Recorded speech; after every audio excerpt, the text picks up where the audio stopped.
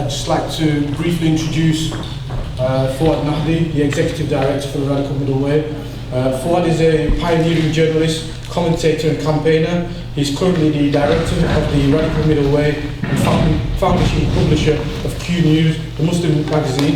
His contribution in fields of media, community activism and interfaith work spanning over 3 decades has been widely recognised in the United Kingdom and across the Muslim world. For 4 successive years, he has been named one of the world's 500 most influential Muslims in a widely acclaimed survey by the Royal Islamic Strategic Studies Centre in Jordan. Fuad has spent a lifetime committed to interfaith dialogue and engagement. Fuad served as a member of the Archbishop of Canterbury's Listening Initiative on Christian-Muslim Relations 2001 to 2004, which led to the creation of the Christian-Muslim Forum, of which Fuad was an advisor until stepping down in 2009.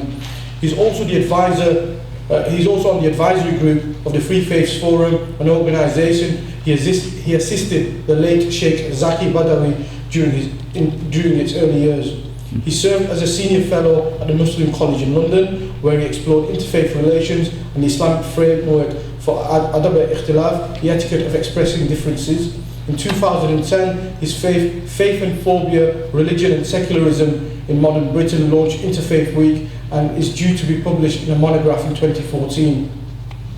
Fuad has most recently been honoured with the 2012 Free Faith Forum Interfaith Gold Medallion, previously given by the Sternberg Foundation to honour a lifetime of work bringing people of diverse faith communities. The award was presented on 17th of October 2012 at a special reception hosted at Canada House, Trafalgar Square by the singer, songwriter and campaigner Yusuf Islam. In 2014, we'll see the publication of a landmark essay by Fuad entitled Convergence, Not Conversion, a Profound Rethink of the Interfaith Industry. So I'd like to ask Fuad to come and present his thoughts and reflections. So thank you, Fuad.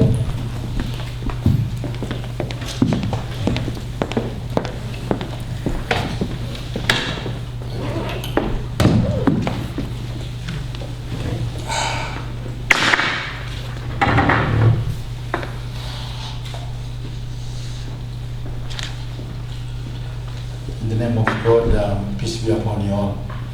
I am not comfortable with the internet. Because if something goes in there, nobody can erase it. So this profile of mine has gone in. And every time I hear it, it's very embarrassing. Especially if my children are in the room. Because they always tell me, Baba, you're so influential. How come you can't influence Mama to do anything right?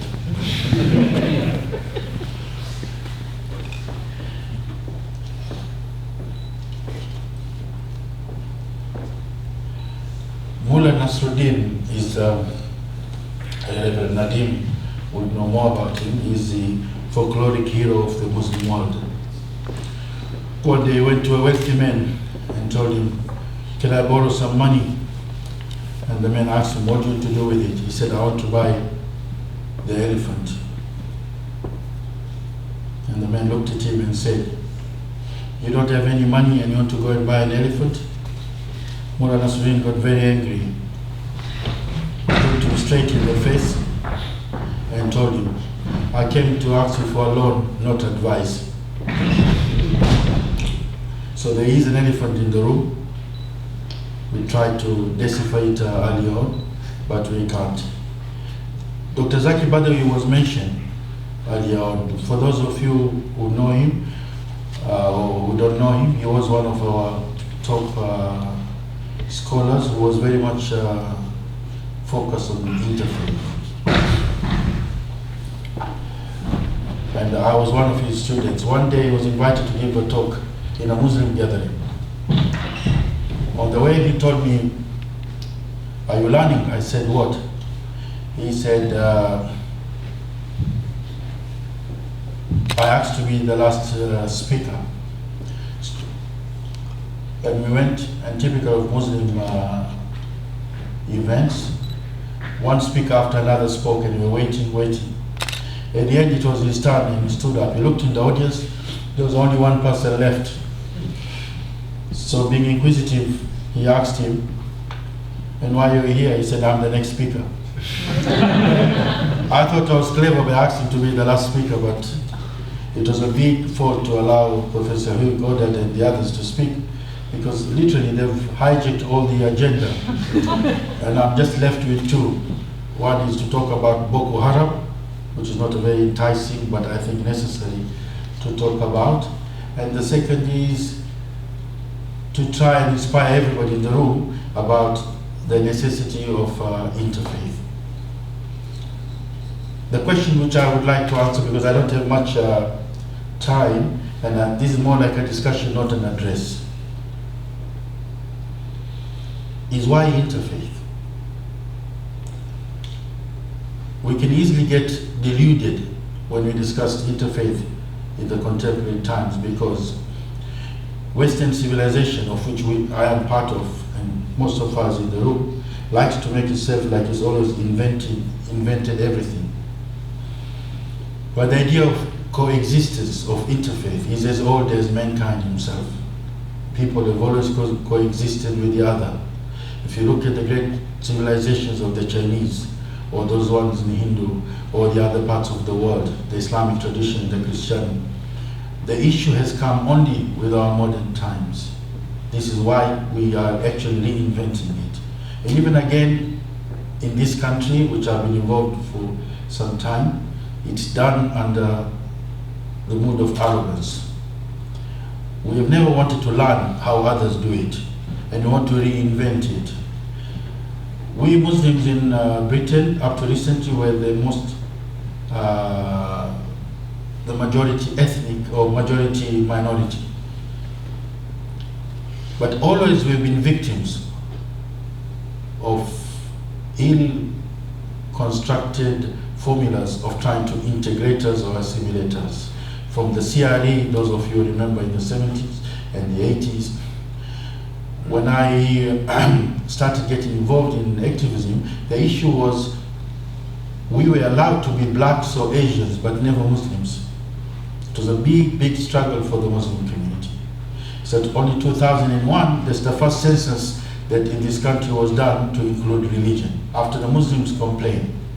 And this is very important, because so far we've been made invisible in terms that our faith, which was very important to the Muslim, and I think important for other people as it turns out to be later, was not made part of any policy in terms of service provision and things like that.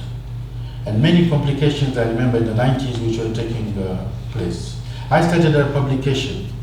It was very tempting at the time to call it the Weekly Jihad.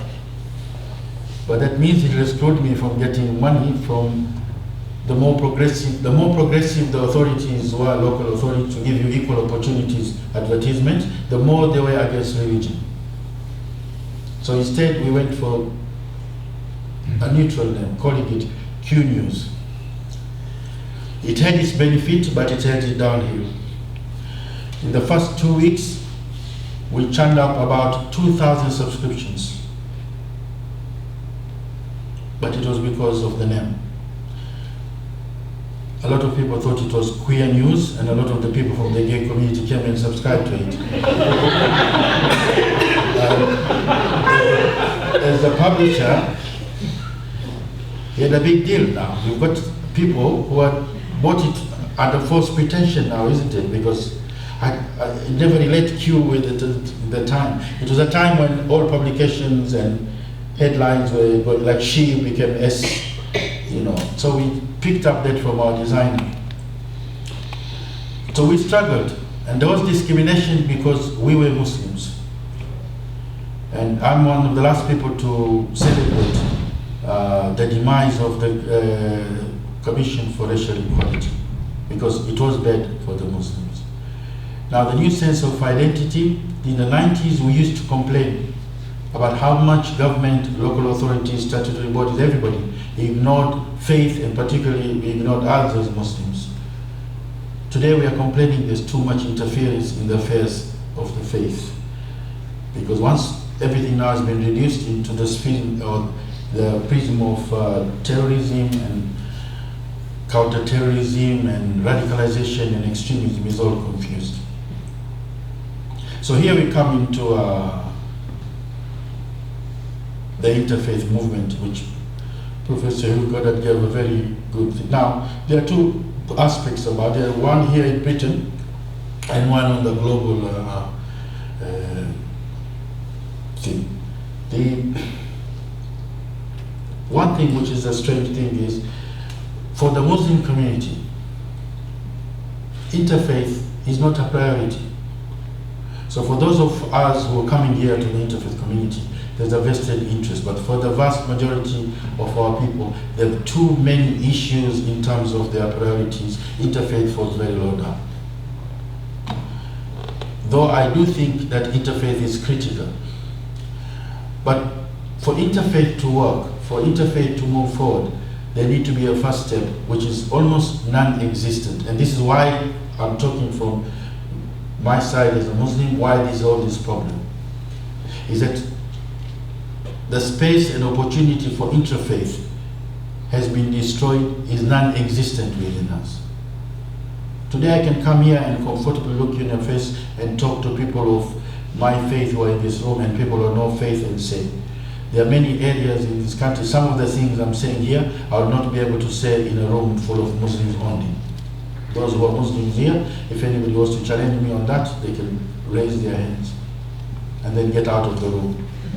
Because that's what we're not get a chance. And the issue is, you're dealing in a global ummah, if you want to talk the global Muslim world, that is in a post-traumatic syndrome. Colonialism, other political experiences has devastated the confidence. If those of you have been following Osama bin Laden when he was giving his statements in the 90s, he talks about humiliation. The humiliation of the Muslim communities global has almost been total. Those of you who are historians and know a bit about European history, this has happened before in Europe with the Germans after the Treaty of Versailles in 1912. Within a decade, the German nation produced the Third Reich and Hitler.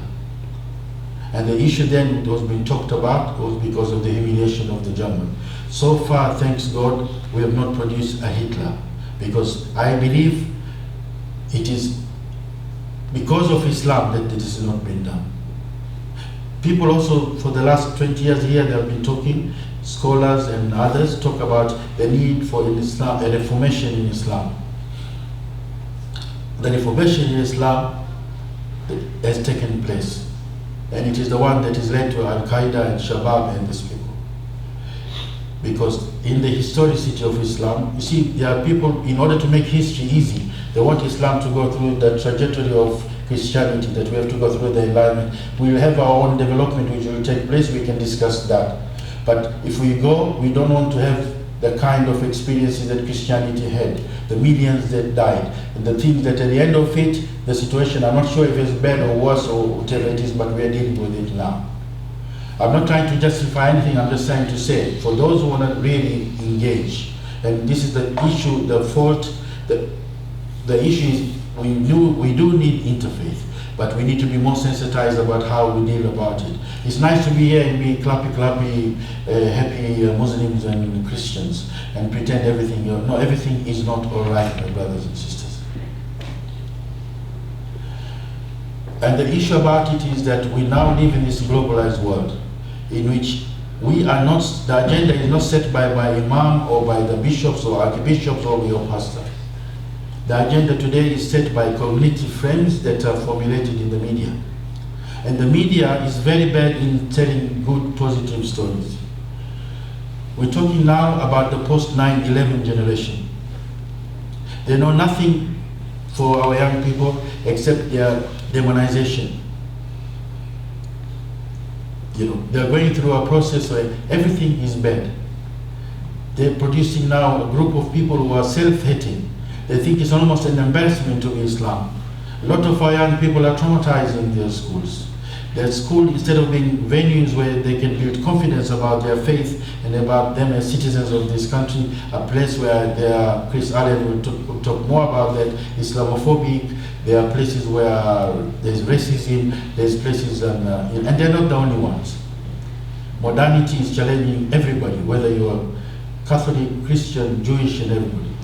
Last week or so, we've been talking about Britain in 2050, I think, will be 1 out of every 3 will be an ethnic person. I speak to people from this society who are not Muslims and to talk.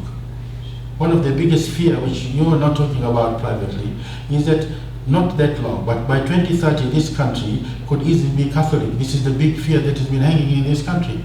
Today, the second biggest faith in this country is Catholic, is not Islam. The migrant Catholics who have come here are more than the Muslims. There are more people going to Catholic churches than there are even going to the mosques.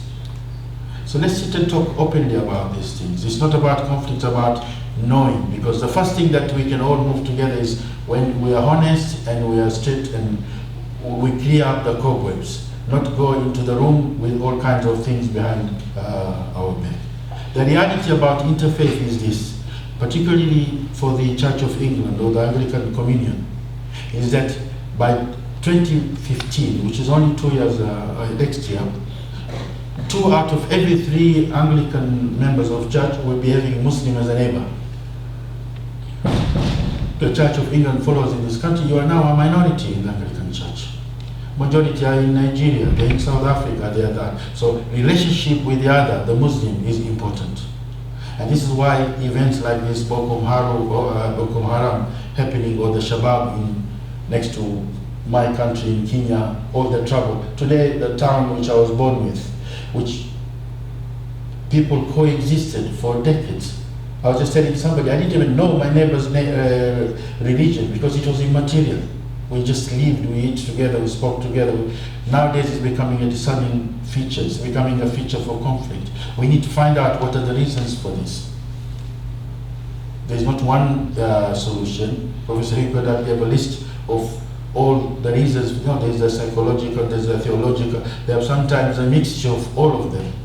But we live in times, I think myself, the issue of uncertainty and swift, rapid change. Religion is very cumbersome to change because it's based on so much like breaks and things. And when changes takes place within a religious context, it's always the radical elements which take the first. So today, the Al-Qaeda and them are very good to use modern social media. I was working on counterterrorism, ran the biggest counterterrorism project funded by the British government.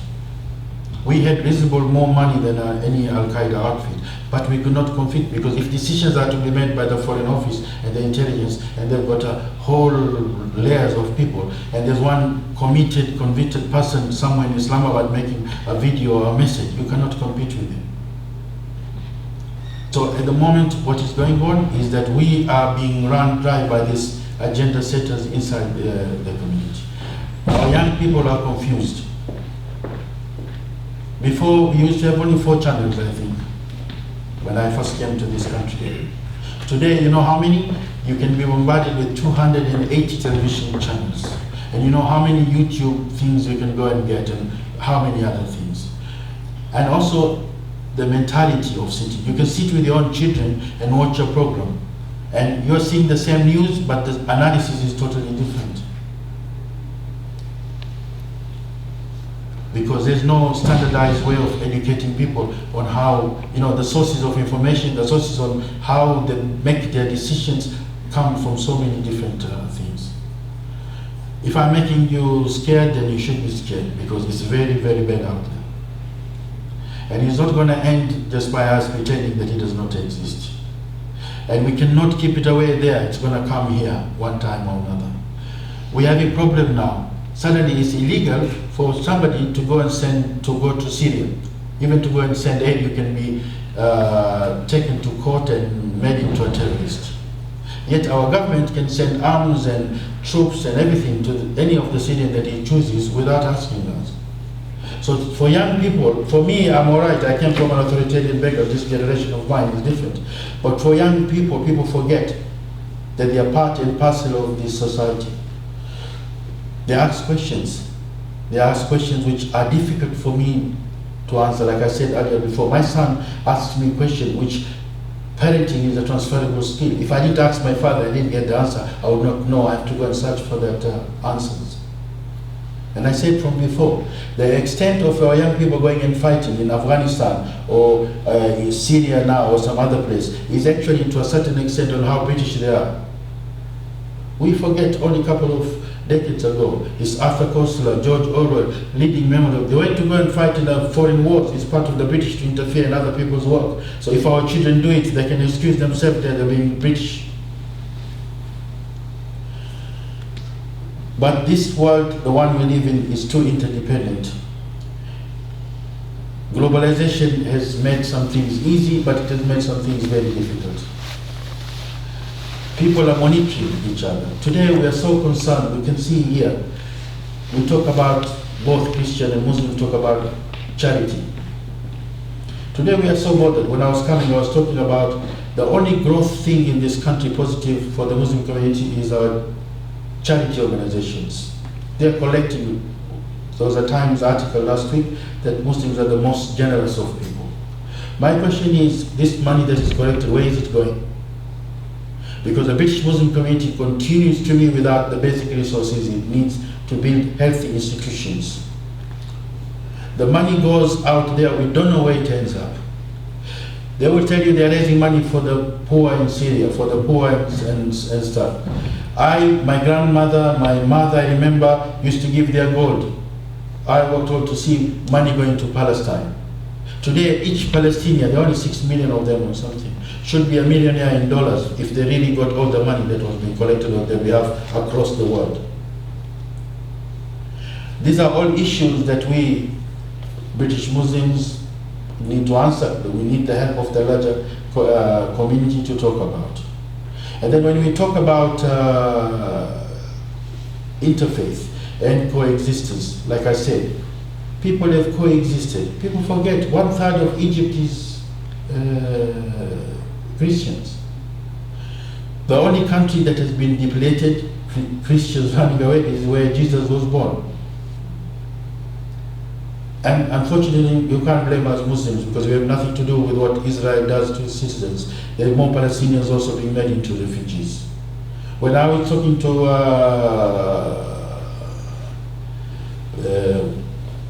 some people here, conference from religious leaders from Middle East, and I went to Jordan and I spoke to the people and said, what is going on? The Muslims there couldn't believe me. They said, what's wrong? Why are they complaining that they want to leave? At least they've got a place to go. Give us passport to go anywhere in the West and we'll go there now. Same thing, how people see the difference is kind of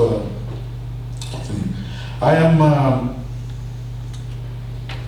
going all over the place. At the end of the day, when you talk about faith, I think it's possible, but faith has got to be guided into something. What most people are looking for is justice. When people demonstrate, whether it is in Tunisia or in Rohingya, in Burma, or in Syria, the Christian part or something, people want justice, people want peace, people want security. This is what it is. And unfortunately,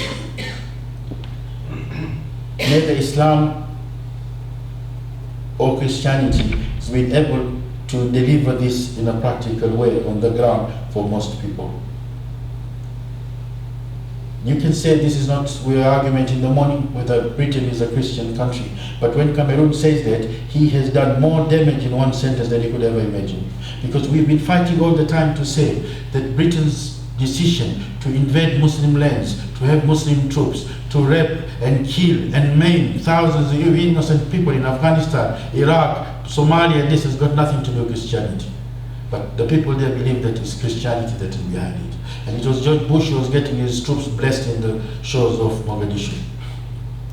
So this conflict, you don't think the whole horde, putting a finger right in the middle of a nest of bees, and then saying, well, why the bees are angry? Why are they biting, you see? People are angry out there. And unfortunately, faith or religion tries to cover, it's very, very difficult for ordinary people. In Nigeria, you talk about Nigeria. It's very strange. I was laughing last night. American is sending experts to Nigeria. Nigeria has got the biggest black army in the world. It's one of the richest countries on the world, though it's one country where $30 billion disappear every month. Nobody knows where it is. So these American experts, what are they going to do about this Boko Haram? And the whole region now is messed up. The Central African Republic, the Muslims feel that the troops stand against them. They've been taken out. Again, another Palestine in the middle of Africa. Nobody is helping them. The United Nations, nobody is talking about it. The outcome about it, I said it 2 months ago, is happening now. People feeling this is a place for jihad. So all those crazy loonies are going to go and defend their fellow brothers in Central African Republic. So you have another sore point, another point where conflict, another kind of, anger, hatred creeping up for the whole region. Where in that part of the world, I've been lived there and stuff, people have coexisted as Christian, Muslims, as people of no faith, pagans, whatever it is, for hundreds of years. So the interfaith at one level is critical, but I'm questioning is, we should not be working as a herd. We should sit down and rethink what is it that we want. And we should, in a way here, try not to be this angelic, godly people, and be practical about what is the situation. The other people will say you need it because religion is a source of conflict. It's a lie. Religion contributes towards conflict, but many other factors which have got of no religious nature, including massive exploitation and injustices happening in those parts of the world, which are done by whatever, Alberton and all the companies, which I don't know, they're Christian or Jewish or Muslim, some of them. So we need, as people of faith, to be able to provide answers to the real grievances that are creating there. One of the issues I know about Kenya, when I asked the people what it was, 5 years ago when Shabab started there, Christian missionaries in the northern part of Kenya, in Wajir and Isiolo and Garsen, they built these centers. They take these poor orphan kids to men. It was definitely what we might call a dawah exercise, an evangelical exercise. The local people felt they had nothing to do. They sent their children to go there. At least they'd be not going to die. But once this Shabab come, they started shooting those places. All the Christian centers locked. I was involved in a movement whereby people like Christian Aid, they offered those places to be run by Muslims, which were run by Muslims. Now, the newer Shabab is coming, they're saying that no, even these organizations which are from Europe, Muslim organizations, they're extension of their governments and things, they should also get out. So the hostility out there is tremendous. And our young people, particularly now in the Somali, I'm not sure about when they go home, they see these things. But like I said, believe me, part of it is a sense of excitement, because we made jihad this, if people want a bit of flow of adrenaline. Before events in Afghanistan, before the invasion of Afghanistan and the terrorism, a lot of young Pakistani people used to go to Pakistan and then for 20 pounds or something go catch a machine gun, shoot, do things. They just have fun in the thing. Now that has been stopped. Some of them were caught in the fire-outs and things like that. So what I'm saying is we need to open here interfaith dialogue. With all of us, we need to invest to talk about, particularly for the Muslim community. You know, I grew, like I said, small island in East African coast. There was nothing challenging about me. I come to London within a distance of 50 kilometers from where I am. I have Muslims from about 60 nationalities speaking nearly 100 languages. But I don't have the skills to intermingle. The only person I know to go to halal meat shop or to go to the mosque, and I go to the mosque quickly and come out because it's not welcoming. And our young people, they don't want to do any of this. There's no place where they can come and be naturally relaxed and engaging and learn the skills which we have lost in 300 years. In Islam, one of the best sciences that we accumulated over a period was what we call the adab ikhtilaf, the proprieties of how to differ. And the differing was right from the top. Differing from a theological matter, the difference between you and your wife, you and your children, you and your family, you and your clan, you and your tribe, you and your friends, you and your neighbor. There was a process of reconciliation that has been lost. We don't know how to negotiate conflict. We don't know how to meander compromise. Everybody is straightforward. Everybody is a confrontation everywhere you go. And this is a really, really big crisis. Because anything small that can be resolved, there is no mechanism. And we've brought that up into this country. So I say, when we talk about interfaith in this country, we need, particularly from our Christian host, I think, because one of the issues that is coming up is about interfacing. You have structure here, you have the Church of England, you have the Archbishop, you have bishops, you have everything. We've come here, we don't have anything like that. You know, at one point, Lord Curry, then he was Archbishop, gave a statement condemning Islam, said this fudgy position on terrorism. I was very angry. And I sent a note to him. He told me, come and have tea with me at the House of Lords. And when he came, he said, I've been the Archbishop for 10 years. I saw literally 1,000 Muslims. He said, out of those, I could hardly see 5 Muslims who I could sit down in the same room and discuss theological matters. Everybody came with politics.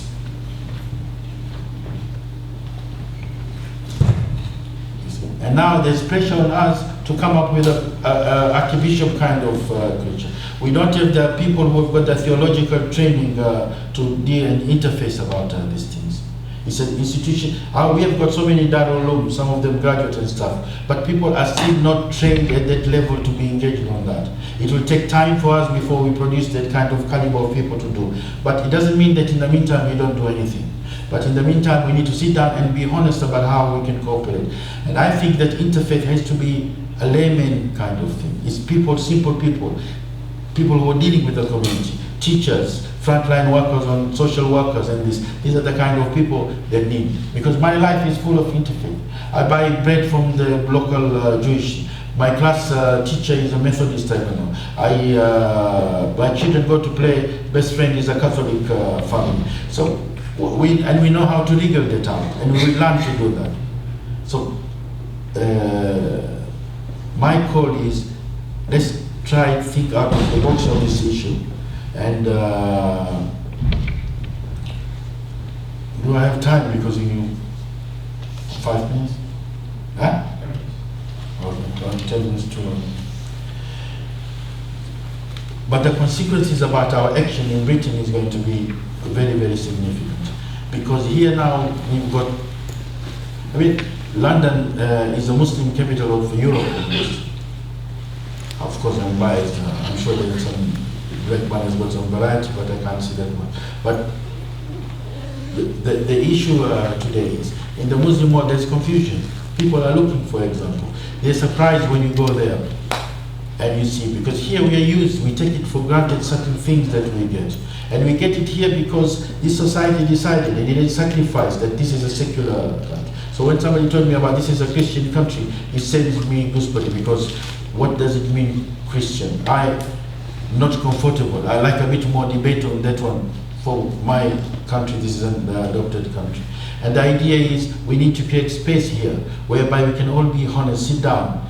People of faith are good people, but they're also dangerous people. And believe me, you've seen it. I've seen it around on the thing.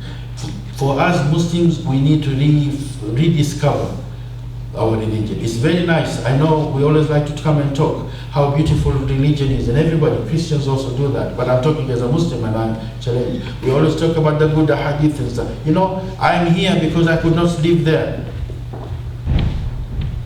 You know, I would have been jailed, I would have been persecuted, which I was, and many other people that have come here.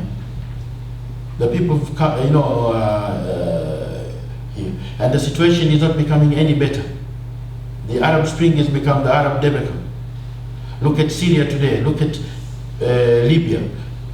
But there are different ways of looking about it. Libya, the whole country is upside down. You know, it's a country where you used to go, my wife used to say, 2 o'clock in Libya you could go out for a pizza. Today, 6 o'clock you can't go out. From the airport to town, we have stopped 6 times by different militia wanting different kinds of monies. People are raped left, right, and center if you don't have a protective corridor about you. This is one of the richest countries in the world. People are worried about Ramadan, they might not have the money to buy the food. The only thing Libya worked after that is the oil wells. They're still pumping oil. You know where the money is going? Paying NATO for the bills for bombing the country into oblivion. You need to know about these things. For those people who know that this hatred for the collective West. See, I remember when 9/11 happened, I was back home in Kenya visiting, and I walked in the street, people were celebrating, and I was shocked, because my first thought was, when there was bombing, is it would be happening in Wembley where my family was. Why these people want to celebrate it? But this polarization, this thing has gone so deep, and we need to be, as people of faith, we need to be the healers. We've forgotten about our basic kind of things. Need to be healers, to reach out, to educate people, to embrace, to bring comfort, to take away the anger. And it's good to start. It's better to start one or three people. I know, I'm blessed to know quite a number of Christians here who have worked over the years, whom I can feel comfortable. If I'm angry, I ring and I shout and I rave, and I hope they can do the same to me. This is how it's going to work. And this interfaith thing has to be turned into a movement. I'm happy to see that it's in the universities and it's in Cambridge and all these places, but I'm not very keen. It needs to be in the street. It needs to be a people movement. It needs to be something that I should be comfortable to go. I say mosques are so badly designed in this country that when I first came to this country, I liked the aesthetics, and like I said, I'm a lapsed Catholic. The St. Ethelbert Church in London, in the Fleet Street, where I used to work as a journalist, I used to have much comfort going there. And the father there used to give me a corner to go and pray, and I felt very easy to go and pray there. When my mother died, he found out he did a mass there, and I felt that comfortable about that. I'm not suggesting this is a thing for everyone, but we should be able to switch from this one faith world to another. When I was with the late Bishop John Austin on the Christian Muslim Forum, I spent in that time more time with bishops than I did with imams, and I'm not complaining. There was a lot for me to learn. But every day we'll go to pray, and we'll watch each other pray, and then ask each other question, how is the prayer going with you? And then let me experiment in the way you pray, and I see if I can get anything out of that. As you can make out, I could go on and on, but I have to end on that one. It's going to be difficult. Again, going back to Mullah Nasruddin, he wanted to learn how to play the flute. So he went to the teacher and told him, teacher, I want to learn how to play the flute. And the teacher said, well, it's very easy. He said, how much it cost? He said, £20 for the first lesson, and then £10 from then onwards. So Mullah Nasruddin, being clever, he said, can we start with the second lesson? No, we have to do the first lesson, which is a hard, expensive one. Thank you all very much for being patient, and I thank the organizers for what has been a really eye-opening meeting. It's very difficult for us Londoners to get out of the M25, and we don't think anything intelligent exists in this part of the world. But I have to change my mind, and it's more than a movement of faith. Thank you very much. I'm available if anybody wants to follow up the discussion and things. I think we're all in a very good thing. We should see ourselves as people who are bringing solutions. We should think, because to me, faith works better when it's dealing in adversity, not when you have things. Faith is something that lifts you up when you're down. It's not something that brings you up from down here. This is how I feel, and God bless you.